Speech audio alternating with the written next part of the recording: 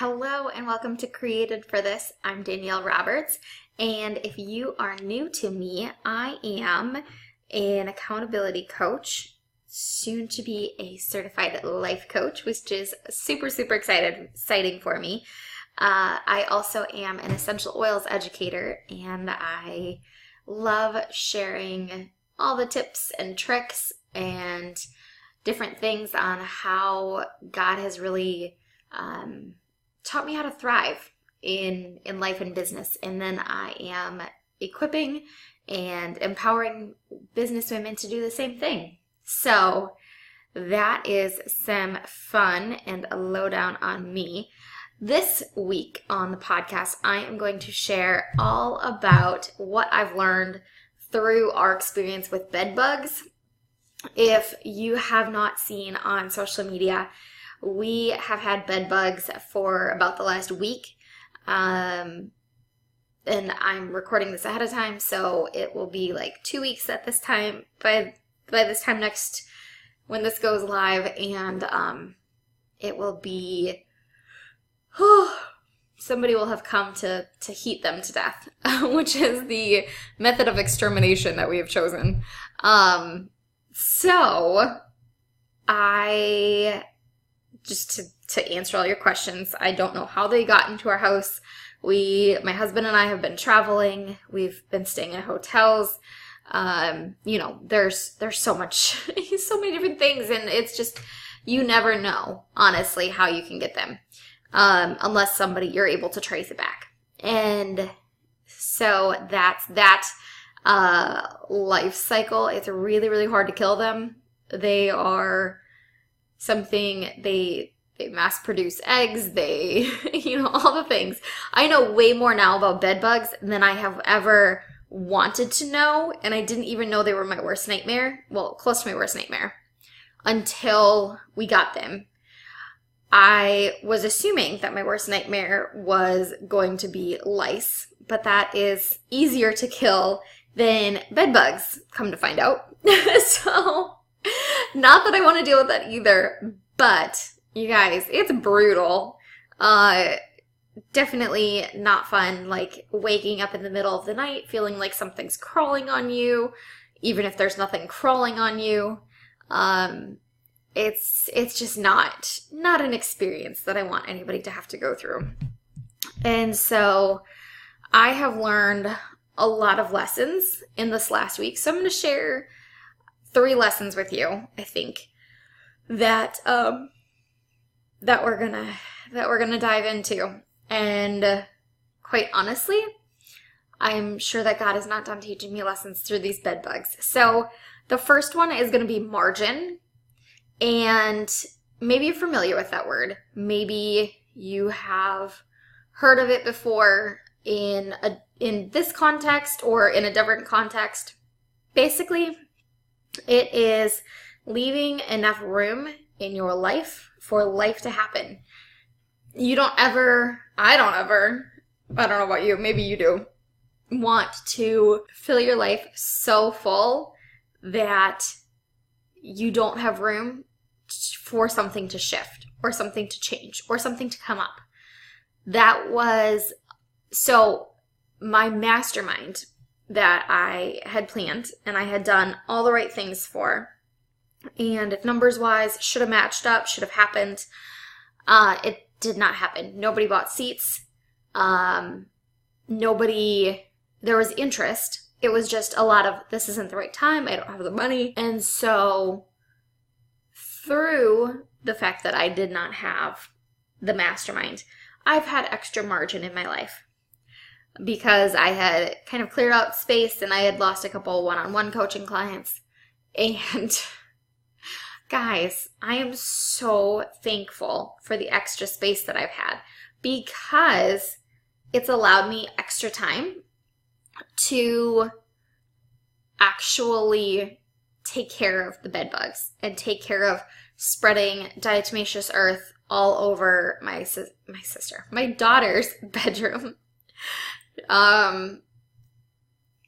And taking care of that and knowing that I've got space when the guy comes tomorrow to take care of stuff. So margin is so good. It saved my sanity.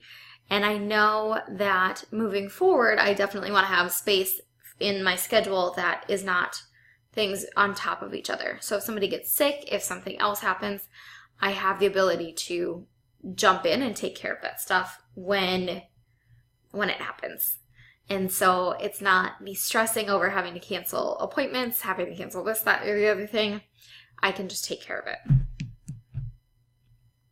The next lesson that I have learned is that your rest days and rest hours are vital to continuing whatever you're doing. So I have already been talking a ton about rest, and you guys know how passionate I am about people taking their time to rest, about people taking their time to just have the downtime, even if it's not a day, even if it's a couple hours of you just intentionally resting, turning off social media, turning off your phone if your phone is something that distracts you, or, just relaxing and rejuvenating with a book, or going to church and enjoying the fellowship.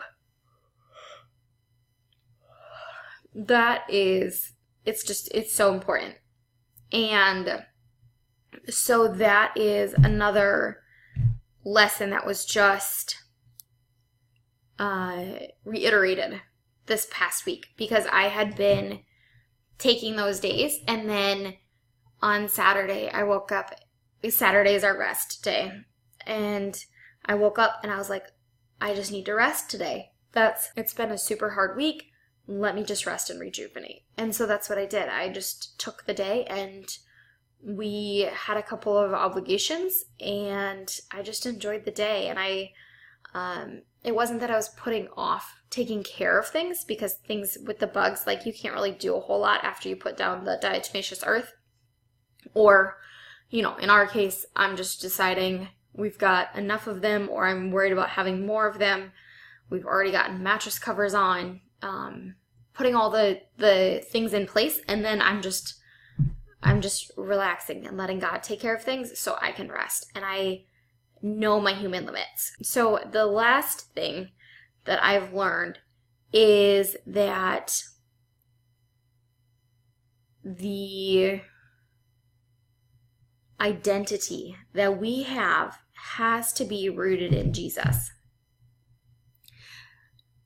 This has been throughout the last week. After the mastermind closed, it would have been really, really super easy for me to get down on myself and to say, oh my gosh, Danielle, like, you're such a failure. You could have done more. You could have done this, that, and the other thing. Like, how could you not sell out any seats? Why is it that nobody was interested in you? Like, your business sucks, you're a failure, whatever. But the fact that my identity is rooted in Jesus, the truth is that He is where I am drawing my worth and my identity. And that means that I don't have to get down on myself, because first off, who would say that to a friend? And you should treat yourself better than your friend, or, at the same level. So who I am in Jesus is not going to change depending on how my business performs, or how I perform as a business owner, or how I perform as a housekeeper, or somebody who takes care of my house, right? So think about that for a minute. Who you are as a business owner doesn't depend on, or your identity does not depend on how you are as a business owner. Your identity has to depend on who you are in Christ, who Christ says you are. And that freedom that you have to walk out everything that you've been created for comes from Jesus.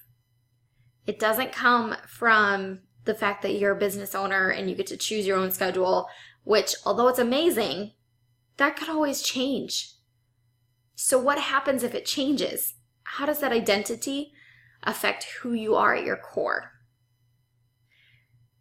And I'm going to talk more about this, because I've been learning a lot about the identity and about the core of who we are. But that's just a little snippet of what I've been learning. And so it's been really powerful for me to say, I am a child of God. I'm saved. I'm free. I don't have any condemnation because of everything that God has done for me. And all the other I am statements that we can pull out of the Bible. I am wonderfully made. I am made in His image. I am an image bearer of God.